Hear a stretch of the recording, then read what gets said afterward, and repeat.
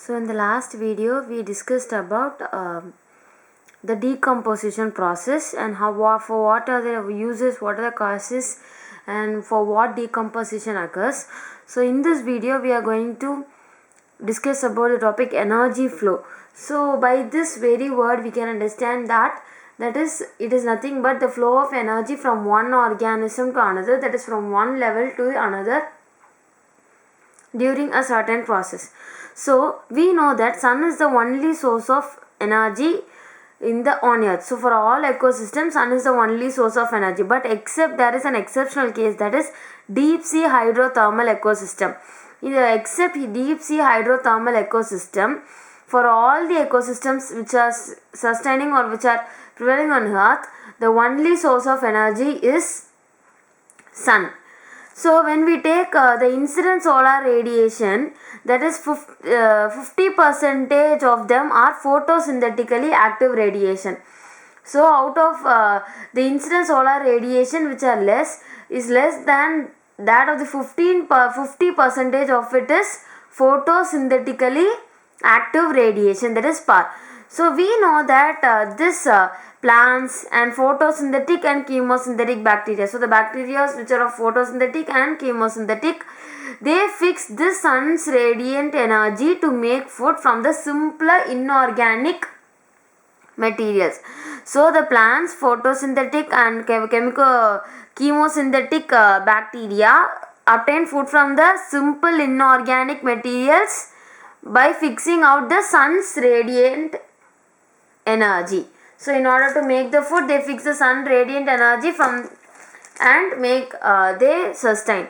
So we know when out of these radiation, only 2 to 10% are captured by plants. So this amount of energy sustains the entire world. So the entire world is sustained by this 2 to 10% of the photosynthetically active radiation. So here it becomes very important for us to know that the solar energy that is captured by the plants, that is this 2 to 10% energy that is captured by plants, are transferred through two different organisms of an ecosystem. So throughout the ecosystem, this photosynthetically active radiation that is observed by the plants are transferred and they are captured by the plants, flows through different organisms of an ecosystem. So we know that all organisms depends on producers for food. So either directly or indirectly. So how it is getting directly and indirectly, we learn it in the further details. But now we know that every living organisms, all living organisms depends on food for depends on producers for food. So whether it may be direct or indirectly, it may produce. So we can from this we can understand that there is an unidirectional flow of energy from the sun to producers and from the producers to consumers. So this cycle we will learn what are the consumers and what are the called secondary consumers, so that types we will learn later. So now ecosystem is not an exempt from the second law of thermodynamics. So this when we as we discussed in the earlier point, that is the unidirectional flow, we can understand that this is keeping with the first law of thermodynamics. So when we check it with the second law of thermodynamics, it is also not an exempt. It needs a supply of energy in order to synthesize the molecules they require, and also they need constant supply of energy to counterattack the universal tendency towards increasing disorderliness. So there are two needs for they need a constant supply of energy in order to synthesize the molecules and to counterattack the universal tendency.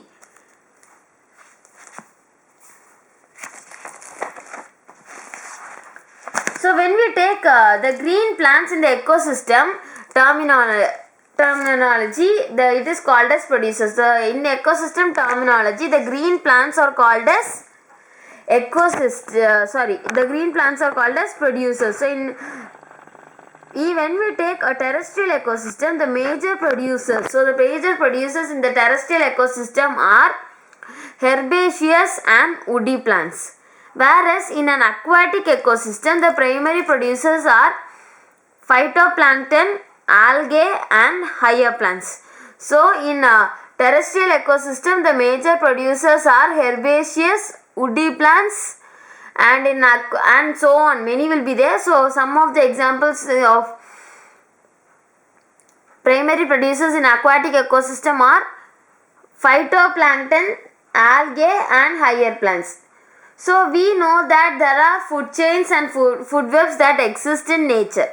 So when we take there is a starting that plants which are called as producers. Starting from the plants, that is the producers, the food chains or food webs are formed such that the animal feeds on plant or the another animal. So the animal may feed on plant or the another animal.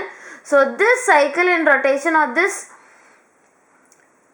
in turn being food for another, the chain or the food web is explained by this process. So this chain or web, that is this food chain or food web, is formed by the interdependency. So by this interdependency, so what is the interdependency is nothing but the plants are the producers, the animals which consume the plants are called as consumers, that is it may, and there are also animals which consume animals. So this interdependency, so there is an interdependency between the producer and the consumer. So this forms the food chain or food web. So in the energy which is located, not the energy which is present into an organism or trapped into a producer, it either passes on to consumer. So when an animal comes and eat the grass, it either passes on, or if the plant dies, the energy is released from the producer. So the energy does not get trapped into an organism and it does not remain it forever. So the energy will not be remained still forever in a particular in an organism. So this energy trapped by the producer is passed on to the consumer or the consumer dies. So we know that. So the death of the organism is the beginning of the detritus food chain. So the beginning of detritus food chain or food web starts with the death of an organism. We know that all animals depends on plants directly or indirectly for their food. So we have already discussed about that. So they are called as consumers or heterotrophs. So they are called as consumers or heterotrophs. So if those animals feed on plants, then we call them as primary consumers. So if the animals which feed on plants, we call them as primary consumers. So if animals feed on another animal, so if the same animal feeds on the another animal, then we call it as secondary consumers. So the primary consumers are consumers which feed on plants. The secondary consumers are animals which feed on the another animal itself. So we call this primary consumers as herbivores. So the animals which eat grass or the producers directly, we call it as herbivores. So some of the common herbivores in the terrestrial ecosystem are insects, birds and mammals. In aquatic system, mollusk is the common herbivore. So the common herbivore in the terrestrial ecosystem is insects, birds and mammals, whereas in aquatic ecosystem it is mollusks. So when we take the consumers which feed on herbivores, that is the animals which we eat which eat the producers, so this animal is eaten by another animal, then we call them as primary carnivores. So the consumers that feed on other animals or the herbivores, then we call it as if an animal feeds on the plant eating animal, then we call it as primary carnivore. So those secondary carnivores will also be there, that is they are also called as secondary consumers. So because the herbivores are the primary consumers, and here this carnivores are the primary carnivores comes as the secondary consumer. So we know that the animals that depends on the primary carnivores for food are labeled as secondary carnivores. So the animals which feed on this primary carnivores, then we call them it as secondary carnivore. So when we take the simple grazing food chain, here it is explained that the grass, here it is a producer, and the goat is the primary consumer, that is the primary it is the herbivore here, and the man, which is the secondary consumer, is the primary carnivore, because we are eating a herbivore. Then if we consume a herbivore, then we can also be denoted as the primary carnivore. So here grass, goat and man, that is producer, primary consumer and secondary consumer. So the next is, when we tell the detritus food chain, this begins with the detritus food chain begins with the dead organic matter. So when it begins with the dead organic matter, so here is a correction, that is it is DFC. Okay, so this detritus food chain begins with the dead organic matter, and we know as it is made up of dead organic matter, we have discussed in decomposition, so we can understand that it is made up of decomposers, that is the heterotrophic organisms, so which we call it as fungi, bacteria. So they meet so these fungi and bacteria meet their energy requirements by degrading the dead organic matter or detritus. So for example, we call them as saprotrophs. So we call this degrading of dead organic matter and detritus as saprotrophs. So the organisms which degrade the dead organic matter and detritus are called as saprotrophs. So saprotrophs is nothing but, the meaning of the sapro is to decompose. So this decompose secrete the digestive enzymes which break down the dead and waste material. So these decomposers secretes the digestive enzyme which breaks down the dead and waste matters into simple or inorganic substances. The substances will be simple and the substances also will be inorganic, and which are absorbed by them. So which are absorbed by these plants if the cycle continues. So when we take an aquatic ecosystem, the major conduct of energy flow, we are going to discuss about the major conduct of energy flow in the aquatic system and in terrestrial system.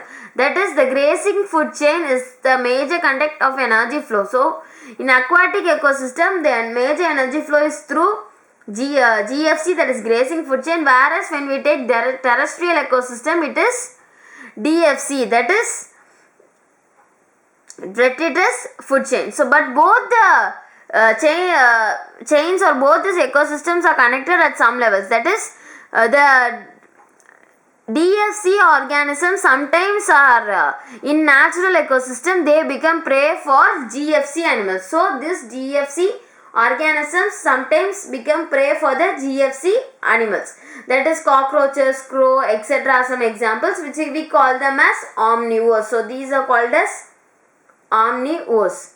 So this interconnections of food chain. So when this food chain gets connected, that is the interconnection between this food chain, we call them as food web. So we know that the organisms occupy a place in the natural surroundings or in a community. So based on their source of nutrients. So this place, that is this place occupied, we call it as trophic level. So the first trophic level is occupied by the producers, the second is by the herbivores, as we discussed it is primary consumers, and the secondary consumers, the third trophic level. So when we increase on the trophic levels, that is when we go upstairs, through the trophic level, the amount of energy decreases, but it rather does not increases, it decreases.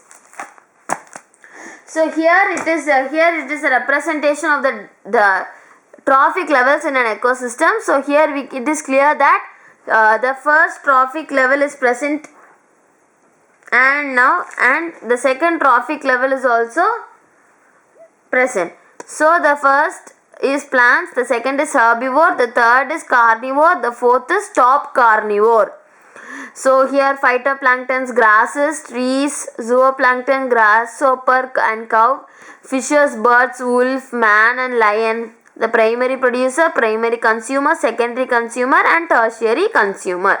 So when the organism dies, so when we take an organism to die, here this is converted into detritus or biomass. That is the energy source. It converted into energy source for the decomposers.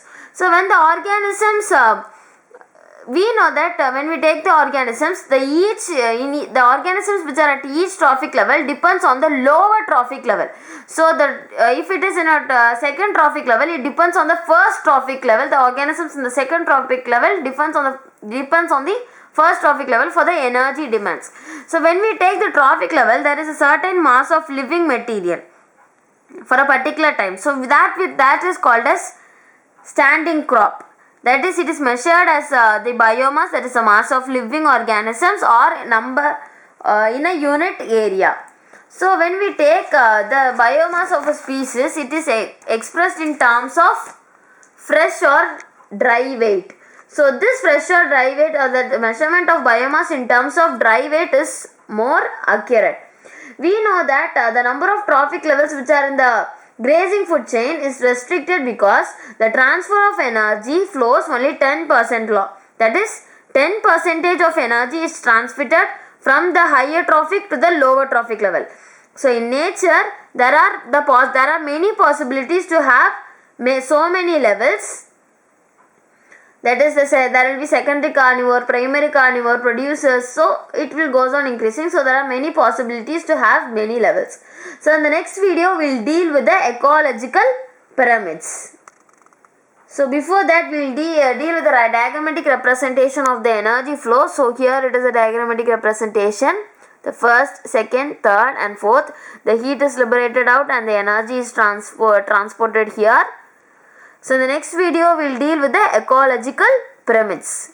Thank you.